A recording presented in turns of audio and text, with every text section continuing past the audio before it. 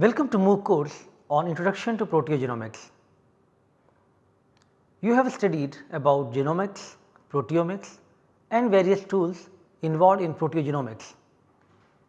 We thought to give you some case studies and examples how proteogenomics can be used for some applications.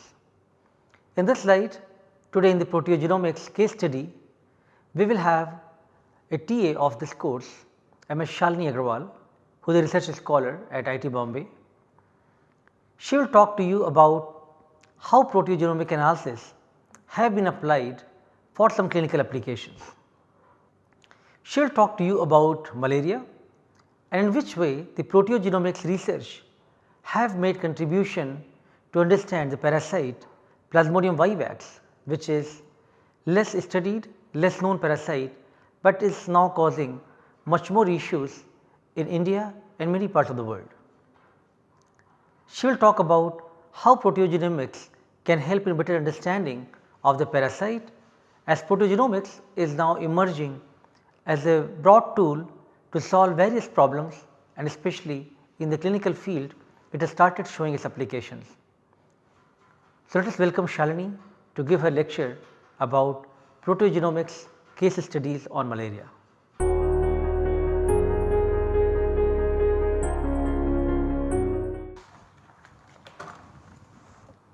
Hi all. So, my name is Shalini Agarwal and I am a research scholar at IIT Bombay.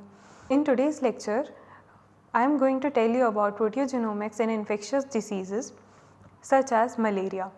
So, in this lecture we are going to cover three things. One is advancements in proteogenomics, problems related to Plasmodium vivax, and then evolution of proteome database of Plasmodium vivax using proteogenomics approach. So, for the reference, first of all I would like to explain you about what do you mean by proteogenomics and how one can use it for understanding the biology of an organism better. So, in a paper by Ruggles et al. In 2017 with the title Advancements in Proteogenomics Methods, Tools and Current Perspectives, they have explained about the three major parts of central dogma, that is DNA, RNA and protein, how these three components can be used for further sequencing and analysis of an organism to understand the organism better. So, as you can see in the slide, for the first case DNA can be analyzed by two different methods, one is WGS and other is WXS. So, WGS stands for whole genome sequencing, where this whole genome sequencing is done when you do not know anything about the organism and you are trying to study that organism for the very first time. So, you extract the genome of the organism and you go for the whole genome sequencing. So, this helps us in de novo read assembly and it will give a reference genome for all the further studies which one can do in future. Then comes whole exome sequencing, where one can sequence all the exomes specifically by leaving the introns, but this will only be applicable once you have a reference genome sequence which is done by whole genome sequencing. So, whole exome sequencing helps in alignment of genes on the reference genome. Similarly, in the case of RNA-seq, one extracts the RNA and go for the RNA sequencing. RNA sequencing adds on the value by telling us the information regarding the introns which are also involved in the production of a protein. There are many proteins which are not only formed by exomes, but also include some part of introns. So, if we do whole genome sequencing or whole exome sequencing, we will miss out those introns which are contributing to the production of a protein. But in the case of RNA-seq, we will be able to identify those introns which will miss out otherwise. So, after aligning the sequence genes, we align them on the reference genome and then we can understand two things. One is genome assembly, that how the gene is getting assembled on the reference genome, and second thing is variant calling, which includes SNVs, that is single nucleotide variants, indels, that is insertions and deletions, gene fusions, splice junctions and RNA editing. We will be able to understand all these things if we use RNA-seq, WXS or WGS. But after that, one more component is very important, that is protein. One can analyze the proteome database of an organism and then subject it to mass spectrometry to extract the possible spectra for all the proteins which are present and processed, and then this protein which we have obtained from mass spectrometry data, we can analyze it using the reference database which we can make by using the information which we have obtained from whole genome, whole exome and RNA-seq data. So, here one more component plays a very important role, that is FDR control. FDR stands for false discovery rate, and it helps in removing all the contaminants which can possibly come from the very first step of sample collection to the last step, which is subjection to mass spectrometry. So, for this we need to make a decoy database. Let me show you how we can make a decoy database. There are two methods by which one can make decoy database. One is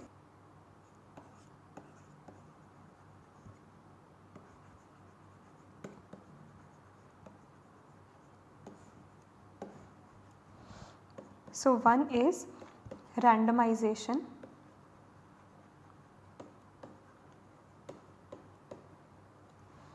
and second is reverse.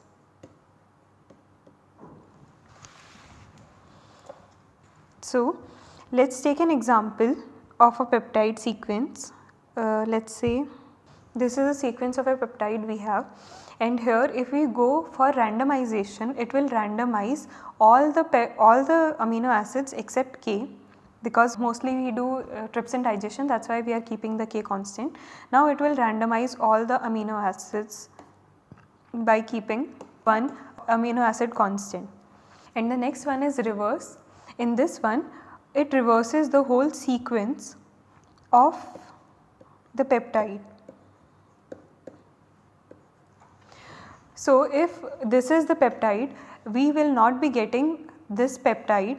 If we cut it by using trypsin digestion, it will give some peptide which is this way, because trypsin is C-terminal digesting enzyme. So, now let us see how this decoy database can be useful in understanding the FDR control. So, let us assume that we have these two circles where one represents the mass spec data and the other one represents decoy database.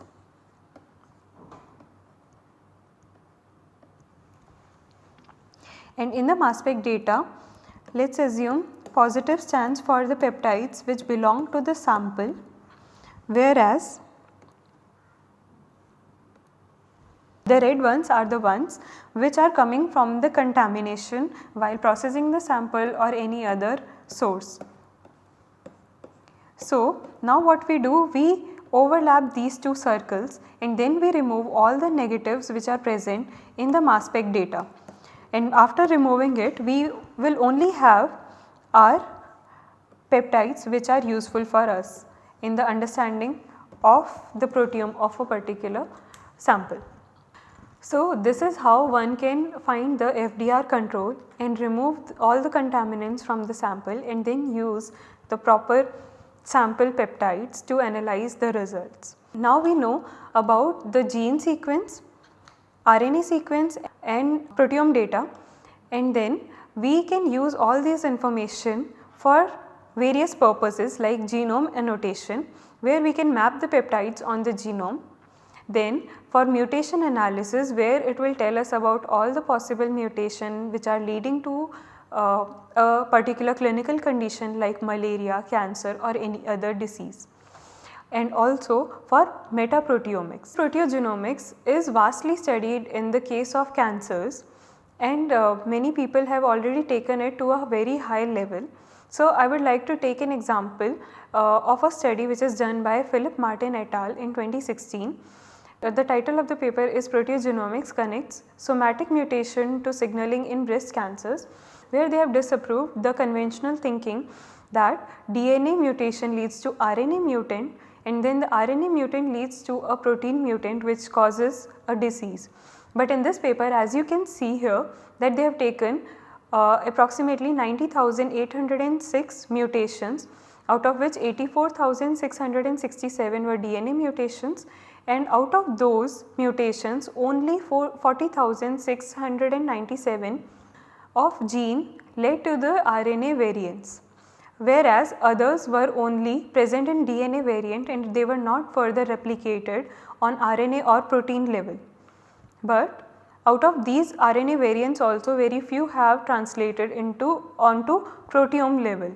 So, this tells us about the variations on different level which one can face. That is why on studying only one platform, RNA, DNA or proteome will never give you a perfect answer for understanding the biology behind any disease. So, here in this paper I have taken one part of their study where I have taken example of basal like cancer. They have confirmed the cancer by using PAM50 test, and then they had also checked for ER and PR status, where each box represents a patient, and these different levels shows different level of analysis they had done. One is mutation. Mutation they had checked for this particular gene, that is TP53, and here on the right hand side you can see the different color which represents different type of mutations. So, just like green represents missense mutation, blue represents nonsense mutation or frameshift mutation. CNA stands for copy number aberration, which in the bottom is represented by different colors, that is dark blue represents deletion and dark red represents amplification. So, similarly RNA-seq and for other mass spec data they have given the scale from -3 to 3, which shows for the upregulation or downregulation of the protein. So, as you can see here in these 3 patients, as you can see that these 3 are having missense mutation which is leading to heterozygosity loss, but still the amount of protein which is produced is upregulated. So, one cannot tell directly or for sure by looking at a mutation of on gene or RNA level that this particular protein will upregulate or downregulate. So, hence the study at all the 3 levels is very important. So, now I would like to take you towards Plasmodium vivax and why this particular parasite is very harmful or very important to study. So, Plasmodium vivax is a parasite which causes malaria, and it is having a life cycle where it includes 2 hosts, one is mosquito and other one is human. So, malaria can be caused because of 5 major parasites, which are Falciparum, vivax, ovale, knowlesi and malariae. Out of these 5, Plasmodium falciparum and Plasmodium vivax contribute to 90% of the malaria cases across the world. And according to WHO 2017 malaria reports, it was reported that approximately 3.5 million cases were found. So, the major issue with the parasite is that the vector, that is mosquito, can cross the borders without any inhibitions handled or taken care properly. So, problems related to Plasmodium vivax are many. One of those is diagnosis and differentiation, where Plasmodium vivax infects only reticulocytes, that are immature RBCs. Reticulocyte number in whole blood is very less, and in that also if parasite is infecting only reticulocytes, the chances of finding an infected reticulocyte becomes very less. Plus, because of which the parasitemia level is almost every time very low in the case of Plasmodium vivax, which makes it very difficult for being diagnosed by using microscopy. Whereas the other method is RDT, that is rapid diagnostic test. So, we have 2 types of protein in RDT. One is PFHRP2, which is specific for Plasmodium falciparum, whereas the other ones are aldolase and lactose dehydrogenase, which tells us about the remaining all parasite except falciparum. So, RDTs which are existing can only tell us whether a person is suffering from malaria and the parasite which is causing it is falciparum or not. It will never tell us about whether the patient is infected with vivax or not. So, apart from that, it also has a major issue with the life cycle, where when the mosquito bites an individual and causes malaria, if it is falciparum, the parasite goes into the liver and then it infects blood. Whereas in the case of vivax, it infects liver and it stays there in the form of hypnozoites. Those are the dormant condition, they are in the dormant condition, and it can relapse whenever the conditions are suitable. So, it can relapse up to 6 months after the infection also without any further mosquito bite. Because of this, the malaria, because of Plasmodium vivax, is becoming annual rather than being seasonal, which was the case earlier. It also has another problem, which is because of discontinuous culturing capability of the parasite, because in the case of Plasmodium falciparum, one can continuously grow culture of Plasmodium falciparum in vitro, whereas in the case of vivax, one cannot take the culture beyond 48 to 72 hours. So, because of this we lack proper proteome database, we poorly understands the dormancy of the parasite, because one cannot diagnose the dormant condition parasite in the patient. And we also do not have any rapid diagnostic methodology available for diagnosing the infection. Also G6PD deficiency, that is glucose 6 phosphate dehydrogenase deficiency in an individual, may lead to severe hemolysis if primaquine is given. Primaquine is the only drug which helps us in reducing or removal of dormant states of Plasmodium vivax, that is hypnozoites. But if a person is G6PD deficient and if primaquine is given to that person, it may lead to severe hemolysis and then a patient may die. So, understanding the parasite is very important, and to have a diagnostic kit is also very important. Apart from that, we also do not know what is the criteria for vivax infection to be severe or non-severe. So, according to WHO, they have provided a criteria for differentiating severe infection of vivax from non-severe vivax condition, and this is exactly same as falciparum, because vivax is still not well studied to differentiate it properly on the basis of vivax specifically, except one condition where parasitemia level is not directly correlated in the case of Plasmodium vivax, whereas in the case of Plasmodium falciparum, if the parasitemia level is high, one can say that the person will go towards the severity. So, at present we do not know whether the severity in the patient is because of the patient or because of the parasite level. So, in this case proteogenomics can help us in understanding what is leading to the severity. So, for this I would like to take an example of proteogenomic analysis of the total and surface exposed proteome of Plasmodium vivax salivary glands sporozoites, where they have tried to incorporate proteogenomics in the understanding of sporozoites of Plasmodium vivax in salivary glands from the mosquito. So, what they had taken, they had collected 4 different Plasmodium vivax infected samples, blood samples, and then they had used 100 mosquitoes to feed them on the Plasmodium infected blood for 5 to 7 days, and the fed mosquitoes were taken further for culturing for 14 days, and the salivary glands were dissected out of those mosquitoes. Then the lysate of the salivary gland was taken and run on the SDS page and further processed it for subjecting it on the mass spectrometry. Then the data was analyzed and they had considered the oxidation on methionine and carba as the modification which is contributed because of the sample preparation.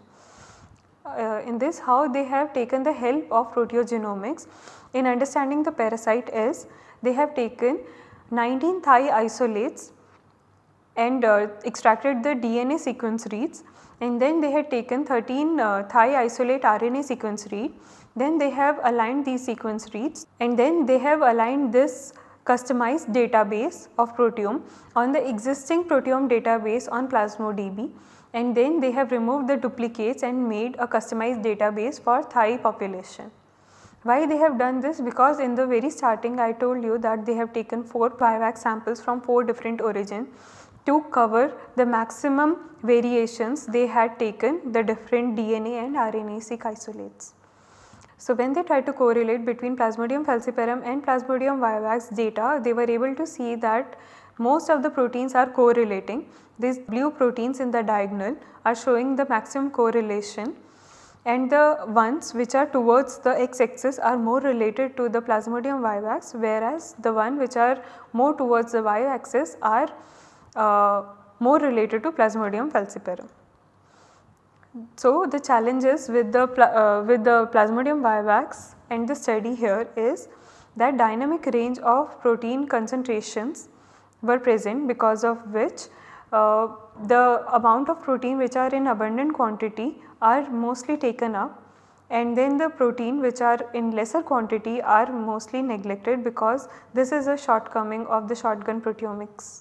So, it is biased towards the highly abundant proteins, and because of which one can miss out on the low abundant proteins. Alternate thought is that one can go for correlation studies using proteogenomics, because of which one can also include the low abundant proteins and the genes which are having variations related to the particular protein.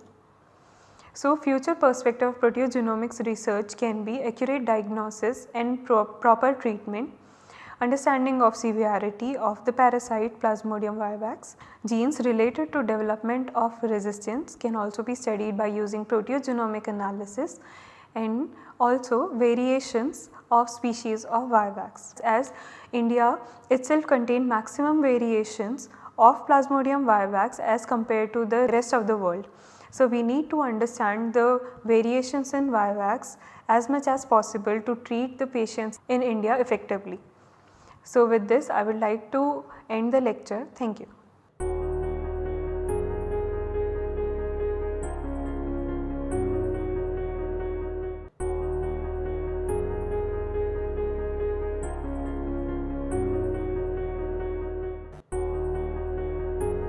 I hope in this case study you learnt about how proteogenomics is emerging rapidly to solve the intricacies of various diseases, and this approach can also help to study the parasites or organisms which are not very well understood, like Plasmodium vivax. Major issues like the lack of proteome database can also be complemented by transcriptomics and exome sequencing data, as we have seen in today's case study. We will also provide you few more case studies in context of cancer, and that will probably give you much better idea that how proteogenomics have started making its impact in the actual clinical field. Thank you.